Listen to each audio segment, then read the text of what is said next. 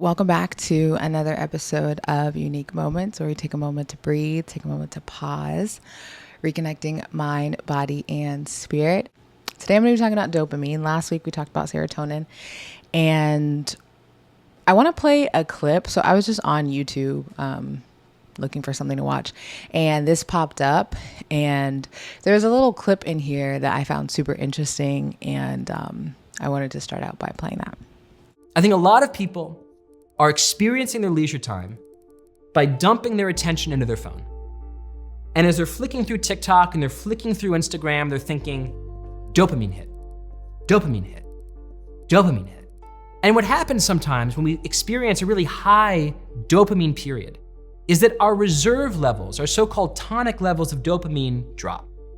And so we're spending all this time on our phones, we put our phone down, and we're like a little exhausted. Maybe a friend texts at that very moment and says, hey, you wanna get a drink? Hey, you wanna get dinner? Hey, you wanna just hang out outside the house? And what populates in our head is all the various ways that the adventure of leaving our home could actually be a misadventure. Ugh, I gotta do my hair, maybe I have to do my makeup, I have to find the new jeans that I wanna wear, I have to travel to meet them, I might not be able to park, the subway might be delayed, it might be a boring conversation with them, I'm not so sure that I have the emotional energy to be there for my friend right now. And so we say no, and instead we just go back to our phones. We are essentially dumping our dopamine, our drive, into our screens rather than gifting it to other people. We're reserving our energy for glass. I thought that was so interesting, the last point he says about where instead of gifting it, not giving, instead of gifting our dopamine to people, to our friends, to our family, we're giving it to glass. And I thought that was so crazy because it's so true. It's so true. And while there are benefits, like right now I'm talking to my glass phone, my glass screen, and I'm sharing it, and I think you can foster community and get dopamine in that way. The way he's talking about is the way that we're all way too familiar with in how we dump our dopamine reserves. And so again, today I'm going to be looking at just some natural ways to increase our dopamine levels. Just for educational, informational purposes. I'm not a doctor. I'm not a scientist. People have done studies. I'm not the one doing the studies. But before we get into the dopamine, we pulled a card. And it's so funny because I feel like we've either pulled this card before or I've just talked about meditation a bunch of times. But the card we're pulling is meditate. I'm not going to spend too much time on this because, like I said, I feel like I've just talked so much about meditation and the benefits and why I like to do it and why I recommend it for everybody. But I will just give my favorite meditations to do. I mentioned loving kindness meditations. I really like sound healing therapy, like frequency meditations or sound bowl meditations. I think it gives you something to focus on. It's really interesting when you're tapped in and meditating to observe how the frequencies feel in your body. Sometimes you can feel it in your head. Sometimes you can feel it in your heart. Sometimes you can feel it in your arms or your limbs. And so I think that's really cool to pay attention to. And it also gives you something to focus on, so your mind is not just wandering while you're doing your meditation. And also silent meditation. I've been a big fan of silent meditation lately. I think it really tests you if you are an experienced meditator or if you are someone who meditates frequently. And I think that's the best way to kind of get in touch with yourself. Guided meditations are nice, sound meditations are nice, but there's something to focus on. In a silent meditation, you really get the opportunity to go within to see, how am I thinking? How am I feeling? Checking in with yourself, because there is no outside noise. And it also tests you, because if there is outside noise, so you live with people or you live in a busy city or an area where you don't get peace and quiet, it also test, okay, can you block out the noise? Can you focus intensely enough so that you are the one creating the silence? You are the one still able to focus and center yourself within that noisy soundscape. So That's what I'll say about that. And then touchedbygrace.blog on medium.com. Grace writes a piece on meditation, and the link will be in the description.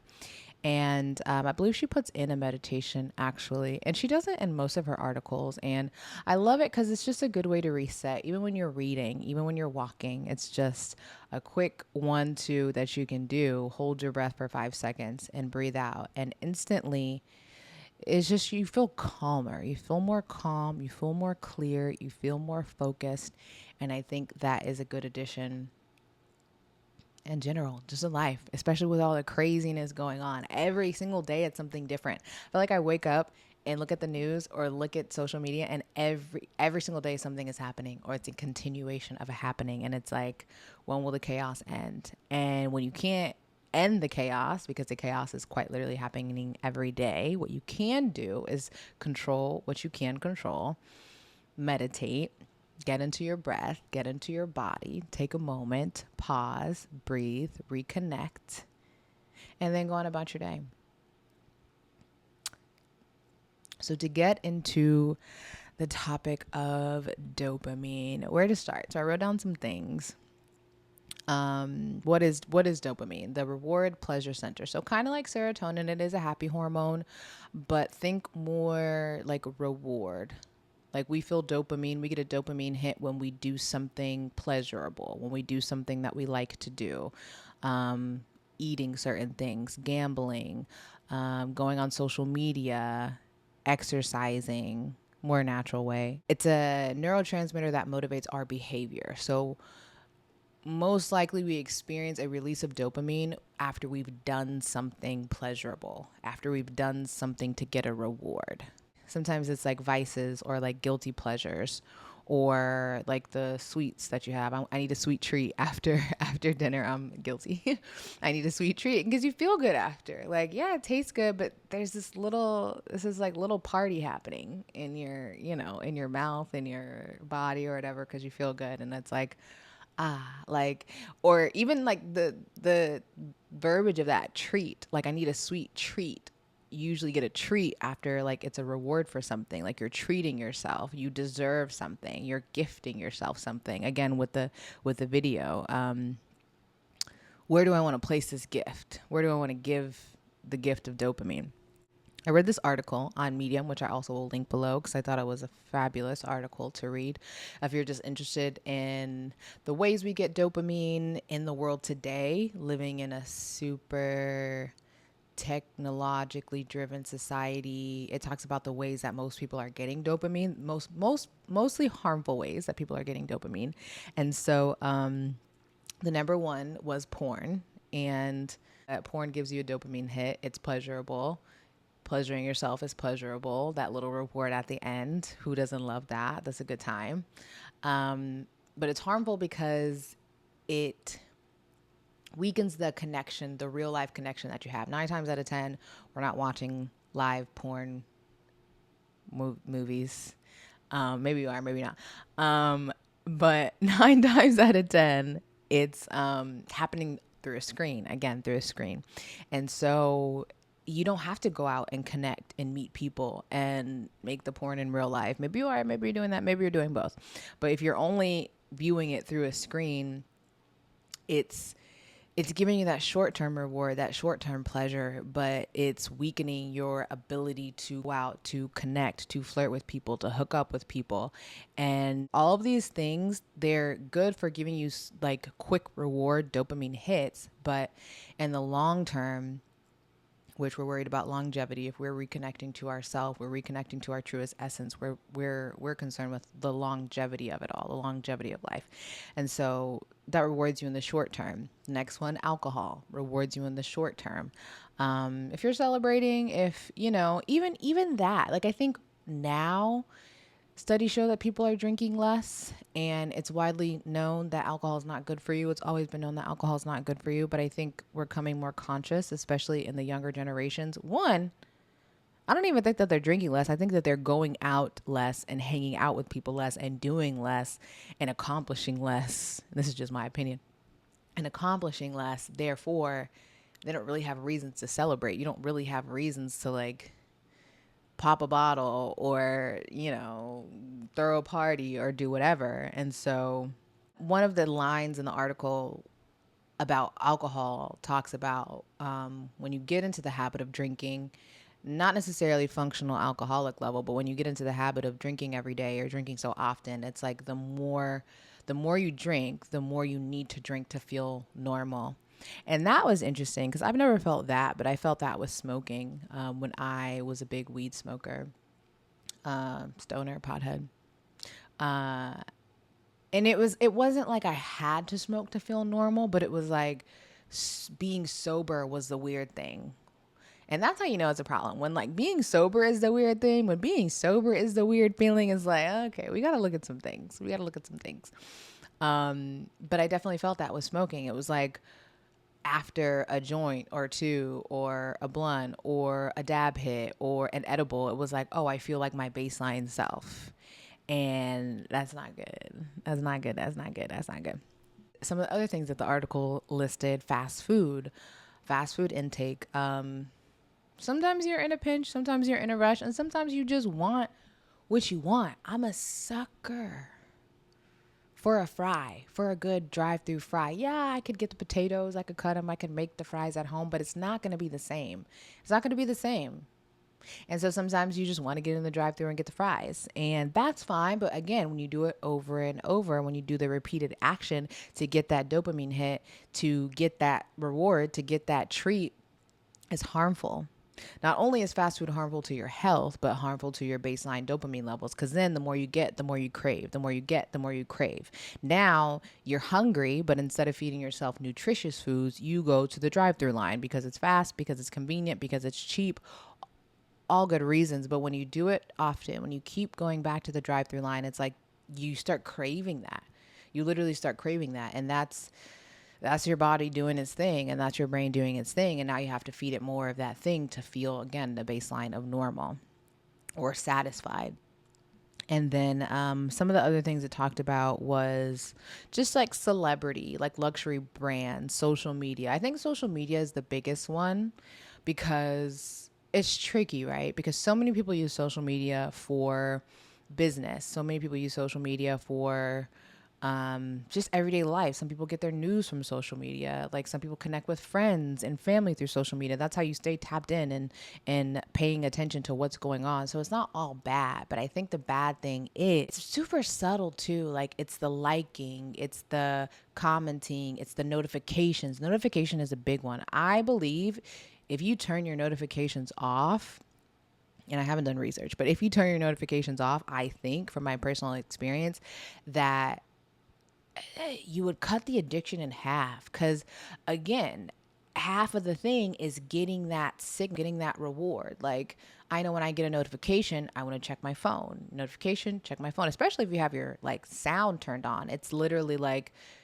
training you. Every time you hear that sound, I got to pick up my phone. Every time I hear that lighter flick, oh, now I want to smoke. Every time I do the gambling sound, now I want to go gamble. Every time I hear alcohol, a bottle being popped, now I want to go sip the alcohol. It's like there's a trigger, and the notification for the phone, for the social media is a trigger. Now, again, we can't get away from it. I think social media is enveloped in literally everything that we do today, for good or for bad. But I think recognizing it and being aware, I almost want to say is not enough, because I think by now everyone realizes I'm attached to this phone, and you can limit your screen time and you can do all of the things, but it's like, is that really solving the issue in the long run? And I don't know. Getting into the natural forms of dopamine. And I'm sure there are more. I didn't do all the research in the world, but I just wanted to give a sort of baseline level for ways we can get that reward, that dopamine hit, without it being so toxic. Social media is addictive. Alcohol is addictive and toxic to your body. Porn is very addictive and toxic to your relationships. Fast food, toxic. Like all of these toxic ways to get this dopamine that we need, that we want to feel good about. We want to be rewarded. We want to feel pleasure. We want treats, of course. One of the most obvious ways is eating a balanced diet. And I think just going back to being healthy, going back to loving yourself, taking care of yourself, eating a balanced diet, I feel like is just good for so many things. So many things. Put good things in your body because you care about it. Again, I think that's a way of showing gratitude. Is it okay to eat fast food? Is it okay to eat ice cream? Is it okay to eat junk and eat like crap? It is, but eventually it takes a toll on your body and it takes a toll on your mental, and you feel it. If you're tuned in, if you're tapped in, or even how you look externally, all them fries, all those fries, they got to go somewhere. The fat has to go somewhere, unless you're working out, which is number 2, physical activity. Again, releasing the endorphins, and it makes you feel good about your body. Not only is it you're exercising your muscles and you're losing weight and you're toning up, but like it helps you to feel good about your body. And it's like a checkbox for the day. People who work out, it's like, yeah, it's built in discipline. I'm going because it makes me feel good to go, and today's my gym day and today's my workout day, and I know I'm going to feel better, and I know my mood is going to be elevated, and I know I'm going to crush the day when I win the day early and I get my workout in. But it's also like a little reward. And I just started working out with my friend. I usually work out by myself, and we just started working out together, and it's been really great. And it's nice to have that accountability partner, because there'll be some days where we just like don't want to go, and then we go, and it's like I feel so much better. I feel so much better about myself. I feel so much better about my day, and we get that dopamine hit, that boost that is pleasurable, and that's enough to want to do it again tomorrow. And baby steps, baby steps. That's enough to want to do it again tomorrow, and then do it the next day, and then do it the next day, and then do it the next day, and keep it going, and keep it going. And then the third way, practicing mindfulness and meditation, which I will always, always, always advocate for. It reduces your stress and increases your dopamine levels. Now, I don't think if you meditate the first time or just one time, you're going to come out of it feeling like dopamine on 10 and you can conquer the world, especially depending on what's going on in your brain, in your mind. If you are living in a very chaotic time in your life, very stressful time in your life, it's going to take a few sessions of meditating for those cortisol levels to decrease and those dopamine levels to increase, and to just become more aware and more mindful throughout your day. And I think that goes hand in hand with gratitude, because if you have a mindfulness practice and you have a gratitude practice, it primes your brain to be more aware of those things when you notice it in your everyday life. So when you start looking for things to be grateful for, more things show up to be grateful for. And maybe they were there all along. Maybe like new things don't come into your life and it's like, oh, I have so much to be grateful for. But when you pause, when you pause and you take a moment and you take stock of your life, of what you can be grateful for, very quickly, more things reveal themselves for you to be grateful for, even if it's in the form of a negative, even if it's, I'm grateful that I'm not in jail right now. I'm grateful that I'm not homeless. I'm grateful that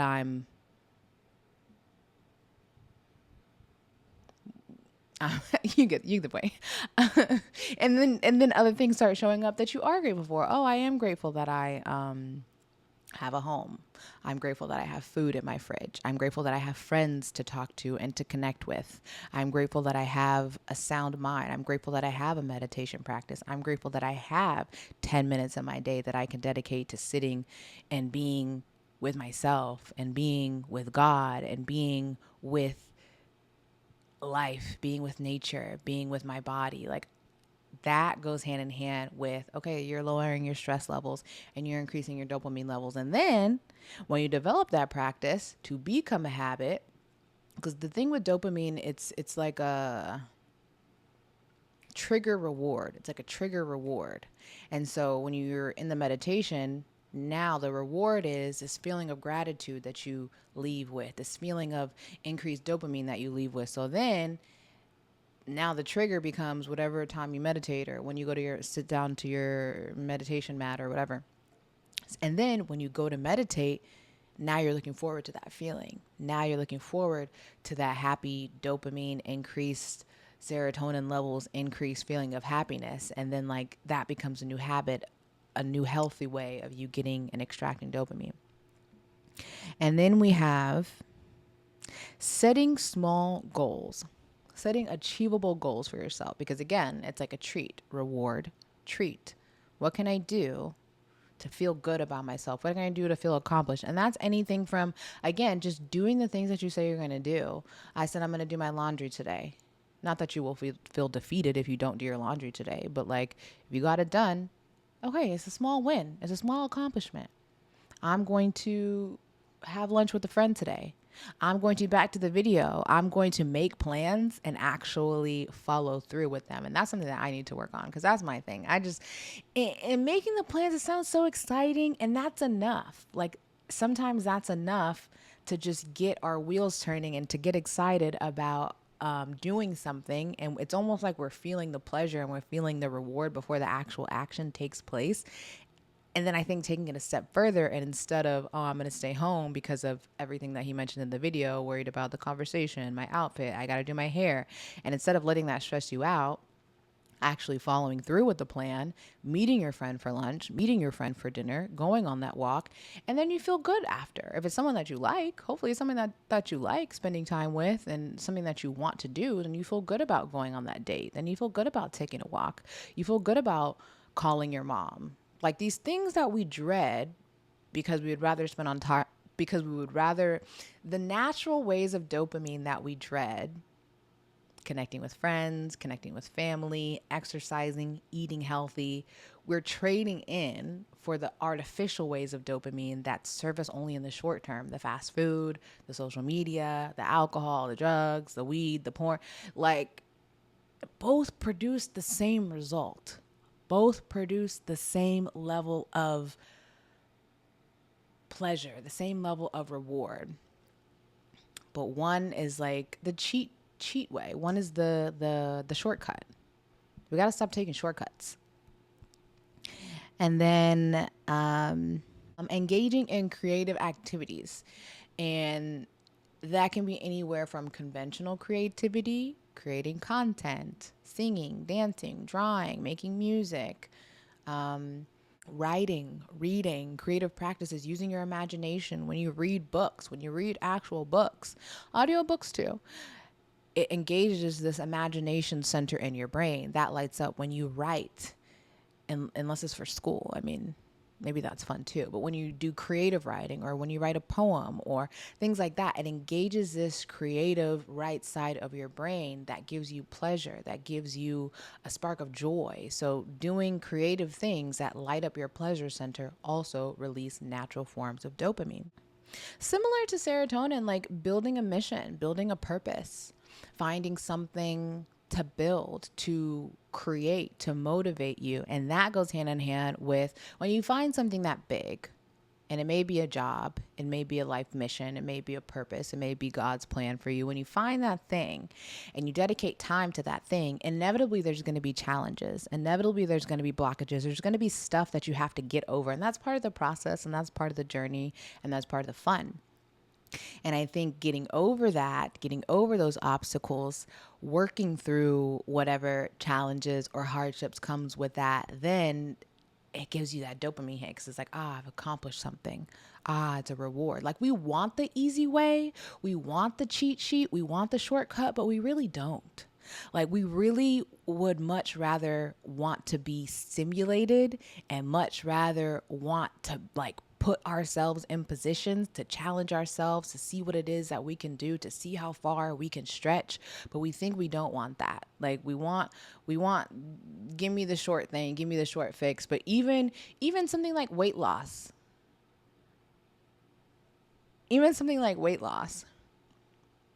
we think we want the shortcut. We think we want the pill. We think we want the surgery. And maybe you do. I don't know everybody's situation.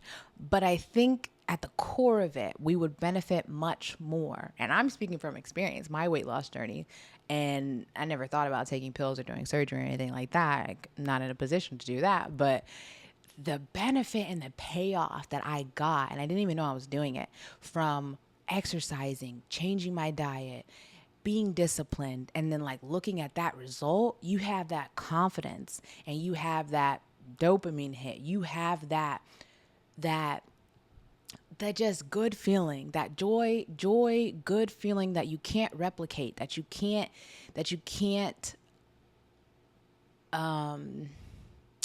like it can't be replicated artificially from doing that work.